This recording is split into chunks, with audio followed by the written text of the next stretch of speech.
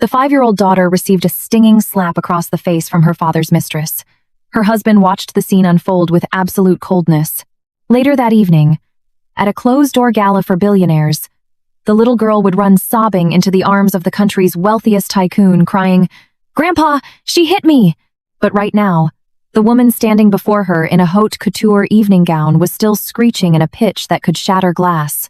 Chloe flicked a tiny speck of chocolate from the hem of her dress with pure disgust. It seemed this microscopic drop of dirt deserved far more attention than the flesh-and-blood child bleeding on the floor. David Thorne, the man whom Catherine once thought she could rely on until the end of her days, stood by the staircase with an irritated expression. He was adjusting the cufflinks on his tailored shirt, not even glancing at his daughter cowering on the hardwood floor. "Catherine, I'll look at the daughter you raised." Completely useless. All she knows how to do is ruin things. Catherine Sterling slowly raised her hand. Looking at the tiny, bloodied milk teeth resting on her palm, her lips curled into a barely perceptible, icy smile. 6 years. For 6 long years, she had played the role of a nobody. 6 years of being called a freeloader. 6 years of enduring slaps and insults from a vicious mother-in-law and suffering countless humiliations from this mistress. She had thought that submission would bring peace. She had thought that by swallowing her pride, she could save her family. How laughable. How pathetic and laughable. "Mommy, it hurts." Lily's weak voice sliced through Catherine's heart like a scalpel.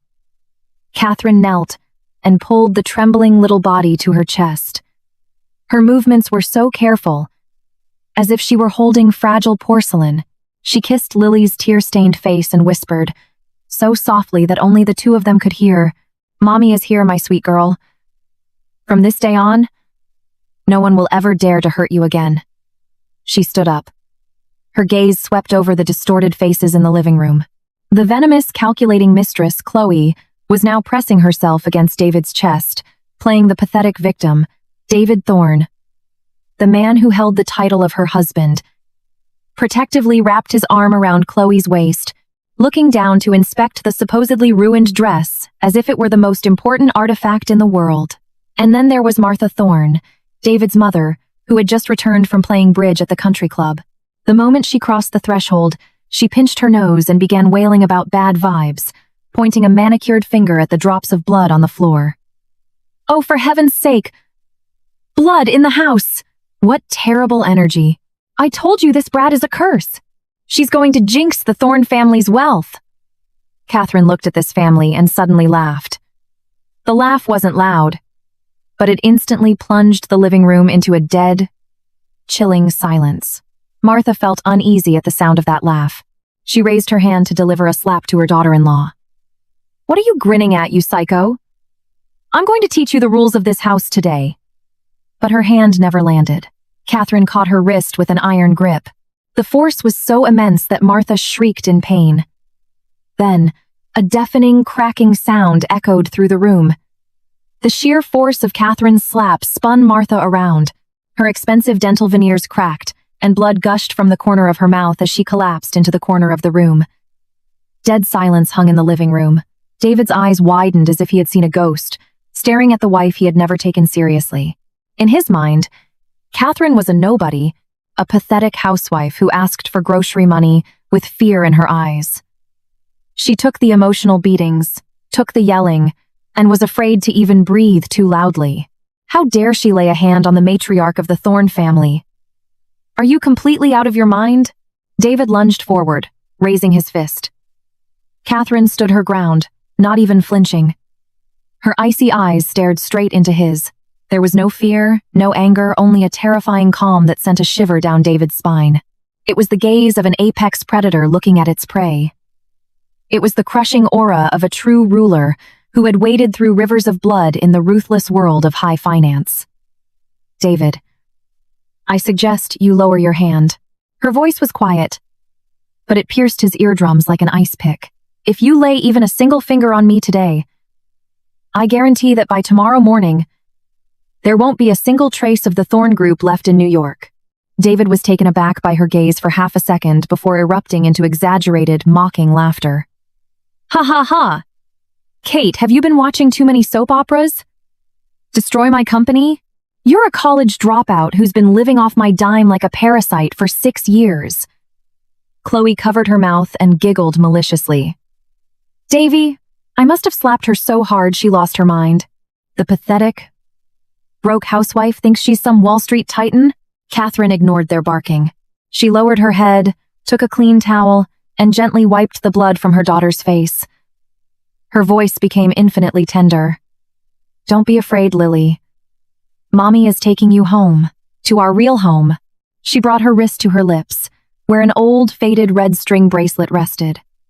With a quick pull of her teeth, the string snapped, falling silently to the floor. She had put that string on 6 years ago when she left her family to remind herself of the beauty of a simple, ordinary life, all for a man she thought was worthy. Today, the string broke, and the patient, weak Catherine, died with it. Taking her place was the woman who dictated the fates of global financial markets with a wave of her hand, the sole heiress to the trillion-dollar conglomerate, Sterling Holdings, Catherine Sterling. She picked Lily up and walked toward the storage closet. David's mockery hit her back. Who do you think you are? If you have an ounce of pride, get out of this house and never come back. Let's see how you survive begging on the subway without my credit cards. Catherine closed the closet door behind her, kicked aside a pile of old coats, pried up a loose floorboard, and pulled out an absolutely black, unbranded satellite phone with military-grade encryption. She pressed her thumb to it. The screen lit up. She dialed a number she hadn't called in 6 years. It was answered after the first ring. Madam. A raspy but deeply respectful voice resonated. Arthur. Where is my father? Richard Sterling is currently at the Grand Astor Hotel, personally overseeing the preparations for tonight's billionaire gala. Madam. Have you finally decided to reach out to us? Catherine looked down at her daughter, who had fallen asleep in her arms from exhaustion and pain. A terrifying, lethal light flared in Catherine's eyes. Tell the old man his heiress is done playing hide-and-seek. I am coming back. And activate all the family's resources in New York. Immediately cut off all financial arteries to the Thorne Group. I want David Thorne paralyzed in this industry. A sharp intake of breath was heard on the other end, followed by Arthur's voice, trembling with suppressed excitement. Understood, madam. I will inform Mr. Sterling immediately.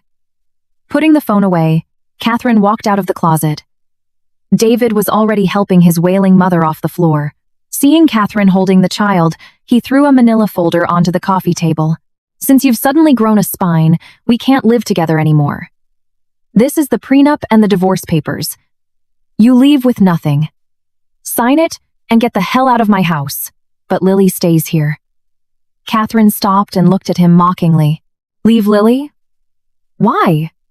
Chloe needs a flower girl to carry the train of her dress at the Grand Astor reception tonight. Your brat is a bit slow, but if we scrub her down and put her in a decent dress, she'll do. David stated casually.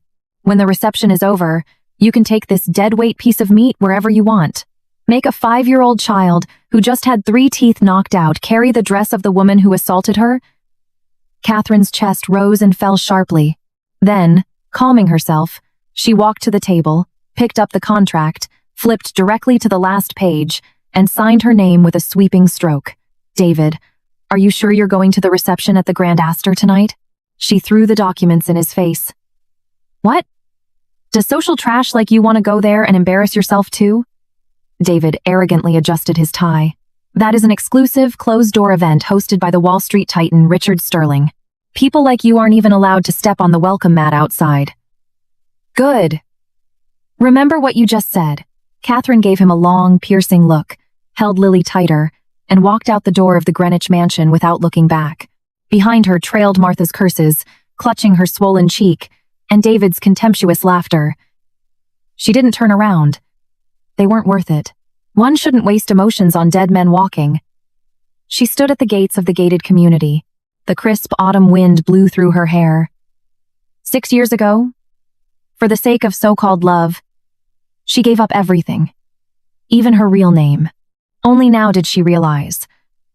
A woman's greatest tragedy isn't poverty or loneliness. It is losing oneself in a rotting, destructive relationship. But everything was different now. The Catherine who washed clothes in the sink and took emotional beatings was dead. What remained was a mother ready to burn the world down for her daughter. What remained was a woman before whom all of New York would soon tremble.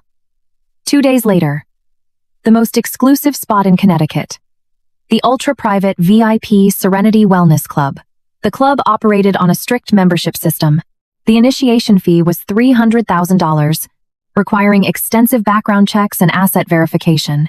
Chloe, dressed head to toe in loud seasonal Chanel, wearing dark sunglasses and towering stilettos, strutted haughtily into the lobby, flanked by 2 assistant consultants. She was preparing for the billionaire gala at the Grand Astor. Naturally, she needed the full suite of luxury spa treatments. Open the Grand VIP suite for me. Use the imported oils. Thorne is paying. She took off her glasses and lifted her chin arrogantly. The floor manager immediately rushed over with a fawning smile. But as Chloe headed toward the private elevator, out of the corner of her eye, she caught sight of something in the lounge area. Sitting with her back to Chloe was a woman in a simple white button-down shirt, wearing zero makeup, sipping black tea while flipping through a copy of Vogue Business. Chloe stopped, squinted, and upon recognizing the figure, twisted her lips into a malicious sneer. Well, look what the cat dragged in. It's the stray dog that got kicked out onto the street. Swaying her hips, Chloe walked closer, dragging out her words sarcastically. Kate, did the sun rise in the west today? Do they let broke losers like you into Serenity now? Or did you come here to apply for a janitor position? The woman on the couch didn't turn around, nor did she stop turning the pages. Chloe exploded at being ignored and screamed at the manager, Security! How are you running this place? Serenity is a top-tier club. Why are you letting mutts in here? If she gets her cheap dirt on the rug, can you afford it? Throw her out immediately. The manager glanced at the back of the woman sitting on the couch, and a cold sweat instantly broke out on his forehead. 2 days ago, the true, hidden, ultimate owner of the club had issued the strictest directive. In the coming days, an incredibly high-ranking guest will visit the club. Even if she just asks for a glass of water, she is to be served like an empress. The manager ignored Chloe's screeching. Instead, he took 3 massive strides to the couch and bowed, showing profound respect and palpable fear. Miss Sterling, is the AC bothering you? Is the tea not to your liking? Shall I have the executive chef prepare some fresh hors d'oeuvres? Chloe was dumbfounded. Manager, are you blind? Her name is Catherine. She's a broke, dumped housewife that David just threw out on the street? And you're sucking up to her? I can't believe this. I'm calling David right now, and he's going to cancel his membership and pull his investments. The person on the couch finally closed the magazine. Catherine slowly turned around. There wasn't a trace of emotion in her deep eyes. She just calmly watched Chloe jumping around like a clown. David's investments? She picked up her cup, took a small sip, talking about money as casually as the weather. Are you sure his card can even be charged a single red cent right now? Chloe's heart skipped a beat, a bad premonition prickling inside her. But she quickly suppressed the anxiety and laughed coldly. Stop pretending to be something you're not. David is about to secure $1 billion investment. Our Thorne Group is about to enter New York's elite. And you, a beggar who can't even afford bread, dare to curse us? Catherine was too lazy to even look at her. She quietly set the teacup down on the glass table. Clink. The soft sound was like a gunshot to the manager. He understood instantly.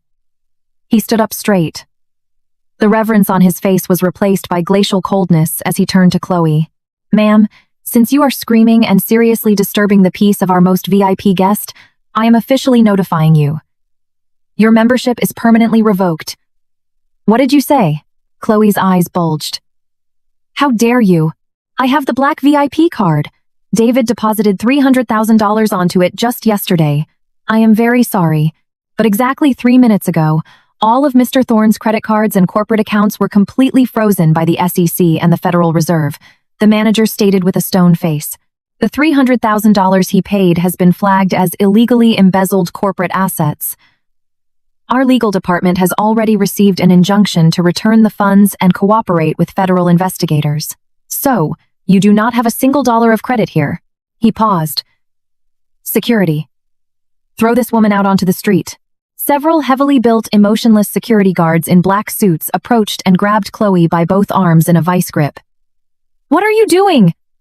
Are you blind? Don't touch me. Let me go! Chloe shrieked hysterically. Her voice nearly shattered the ceiling fixtures. She writhed desperately, her stilettos scraping wildly against the marble floor. Toss her. The manager ordered coldly.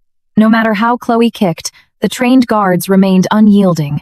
They dragged her toward the exit like a dead animal. Her brand-new Chanel jacket stretched and lost its shape. Her flawless blowout turned into a bird's nest. Finally, with a heavy thud, she was ruthlessly thrown out the doors of the club, landing hard on the rough asphalt of the driveway. Chloe struggled to her feet. The skin on her palms was scraped raw and bleeding. Trembling with rage, she picked up her phone with its cracked screen and dialed David. Meanwhile, in the CEO's office of the Thorn Group, a far more terrifying panic was unfolding. The CFO literally crawled into the office on his hands and knees, pale as a sheet. Folders and documents spilled across the floor. Mr. Thorn. Disaster. In the last 10 minutes, all our corporate accounts, your personal bank accounts, credit cards, brokerage accounts, and real estate everything has been frozen. David leaped up, snatching the fax from his hands. The red seals of the Federal Reserve and the bold letters Asset Freeze, SEC, SEC, ZER burned his eyes like a branding iron. This is impossible. On what grounds? We had over 30 million in liquid capital. The CFO swallowed hard in despair. Mr. Thorn. That 30 million. That's the money you illegally transferred from the restricted escrow fund yesterday to pay for Miss Chloe's country club and spa memberships. The bank said they received an anonymous tip from the very top regarding suspected embezzlement and money laundering. Not only are the accounts frozen, but the U.S. Attorney's Office is involved. The 30 million has been forcibly recalled and locked. An explosion went off in David's head, like he'd been hit with a sledgehammer.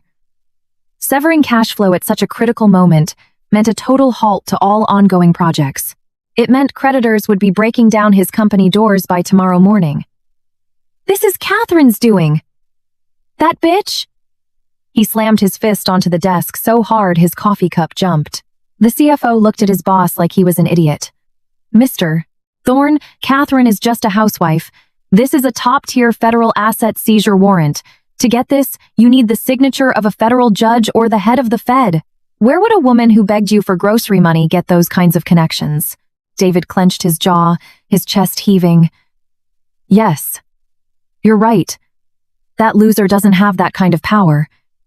If she did, she wouldn't have been my unpaid maid for 6 years. Could it be that the powerful family backing Chloe decided to teach him a lesson? Yes, exactly. It was a test from the higher-ups. He swallowed his panic and answered his ringing phone. Chloe's hysterical sobbing blasted through the speaker. David! They threw me out on the street, right onto the pavement. They said your cards are blocked and you're bankrupt. Didn't you say the Thorn Group was taking off? I was humiliated. And guess who I saw at Serenity? Catherine. That bitch was sitting there drinking tea and laughing at me. Catherine is there too? David's eyes narrowed instantly. Bad blood rushed to his head. That bad luck curse of a woman? She must have insulted you and angered your mysterious benefactors. That's why they froze my accounts. It all makes sense now. He softened his voice. Chloe, baby. Don't cry. Listen to me. This is all that trash's fault. I promise you, you are going to that gala tonight. I'll send a car for you. Furthermore, I'll force Catherine to drag herself there and get on her knees to apologize to you in front of New York's entire elite. Hanging up, David immediately dialed the number he had blocked just yesterday. It rang for a long time. Finally, the call connected. There was no sound on the other end, just a suffocating silence.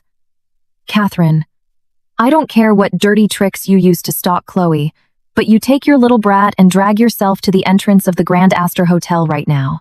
David's voice dripped with venom. Why? Catherine's voice was as calm as the surface of a dead lake. Why? To get on your knees and beg Chloe for forgiveness. David roared, veins popping on his neck. Because of your poverty-stricken, loser aura. You didn't just ruin her dress.